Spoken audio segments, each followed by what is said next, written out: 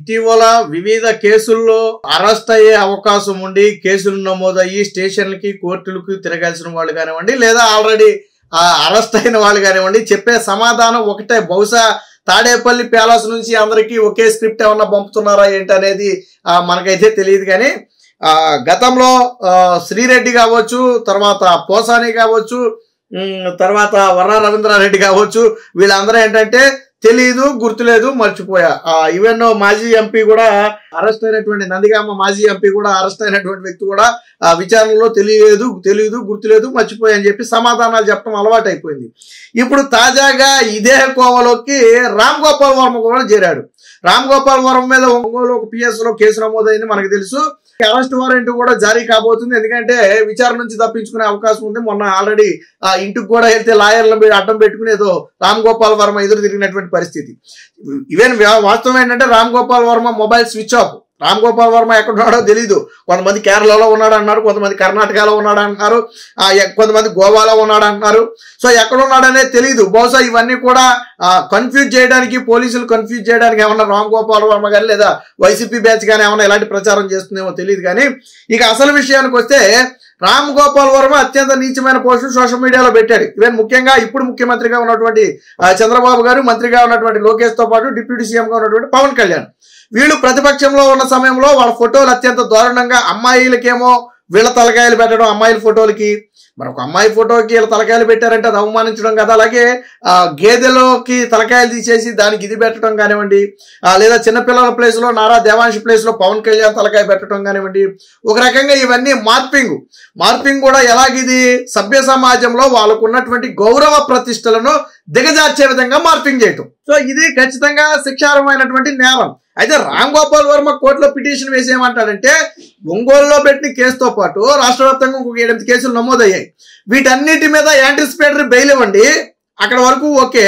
తర్వాత అంట భవిష్యత్తులో కేసులు నమోదు చేయకుండా కోర్టు ఆదేశాలు ఇవ్వాలంట. అదెలా సాధ్యపడుతుంది అసలు?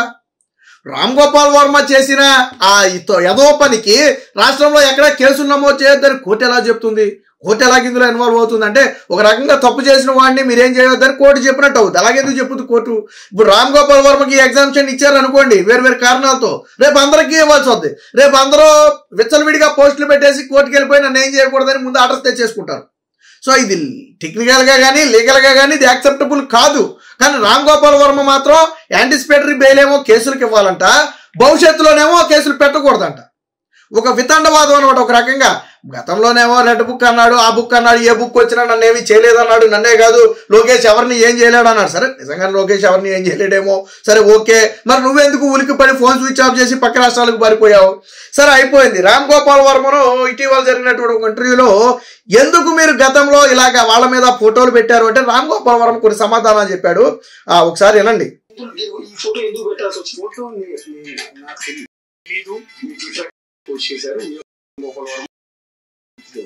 గుర్తులేదు విన్నారు కదా, మీరు పోస్ట్ ఎందుకు పెట్టారంటే ఇది పెట్టినట్టు నాకు గుర్తులేదు అన్నాడు. సరే ఇంకో పోస్ట్ చెప్పి పోను మరి ఇది తప్పు కదా, ఇది ఎందుకు పెట్టారంటే ఇది కూడా ట్విట్టర్ లో పెట్టినట్టు నాకు గుర్తులేదు. అసలు మీరు చెప్తున్న పోస్టులు నాకు ట్విట్టర్ లో పెట్టినట్టు గుర్తులేదు. మరి ఎవడు పెట్టాడు? రామ్ గోపాల్ వర్మ ట్విట్టర్ అకౌంట్ నుంచి ఈ పోస్టులు ఎవరు పెట్టారు? లేదు ట్విట్టర్ ఏదైనా హ్యాక్ అయింది, లేదు నీ చేతిలో లేదనుకో. ఈ తప్పుడు పోస్టులు పెట్టిన రోజే నువ్వు పోలీస్ కంప్లైంట్ ఇవ్వాలి కదా. నా అకౌంట్ నా చేతిలో లేదు, దీన్ని ఎవడో హ్యాక్ చేశాడు, ఎవడో మిస్యూజ్ చేస్తున్నాడు, మీరు వెంటనే పట్టుకోండి అని చెప్పాలి కదా. చెప్పావా? చెప్పలేదు. పోనీ మీడియా ముందు ఏం మాట్లాడావు నువ్వు? ఆ రెడ్ బుక్ నన్ను ఏం చేస్తే నేను పెట్టిన దాంట్లో తప్పేముందని చెప్పి రకరకాలుగా మాట్లాడావు. అంటే పోస్టులు పెట్టింది నువ్వే, బట్ లోకేష్ దెబ్బకి ఏమైందంటే కాళ్ళ వెంట కాలిపోయింది. రామ్ గోపాల్ వర్మ ధీరుడు సూర్యుడు అన్నారు, కట్ చేస్తేనేమో అబ్బాయి నాకు గుర్తులేదు, తెలీదు, మర్చిపోయా. నేను నాకు అందుకే చెప్పింది. రామ్ గోపాల్ వర్మ ఏంటంటే సమాధానం చెప్పలేక, తప్పించుకోవడం కుదరక నాకు గుర్తులేదు, తెలియదు, మర్చిపోయా. నేను మర్డర్ చేసేసి ఒక వారం తర్వాత దొరకకుండా తిరిగేసి వారం రోజుల తర్వాత ఏమో నాకు గుర్తులేదు, తెలియదు, మర్చిపోయానంటే పోలీసులు ఒప్పుకుంటారా? న్యాయ వ్యవస్థ ఒప్పుకుంటుందా?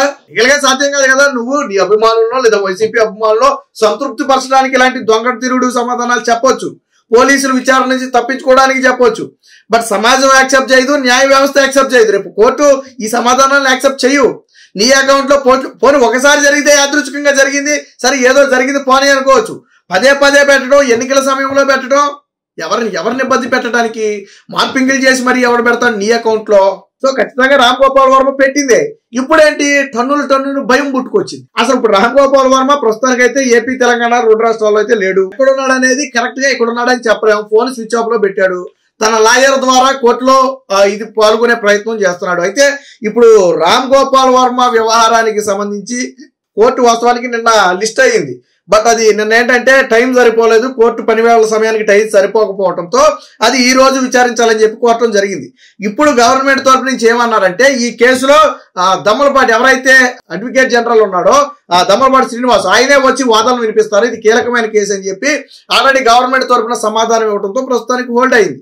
అంటే రామ్ గోపాల్ వర్మ తప్పించుకోవడం కోసం ఆ రోజేమో ధీరుడు సురుడు లాంటి కబుర్లు చెప్తాడు, నన్ను ఎవరు ఏం చేయలేరని చెప్తారు. ఈ రోజు 2 చేతులు ఎత్తేసి అబ్బాయి నాకు తెలియదు, గుర్తులేదు, మర్చిపోయా.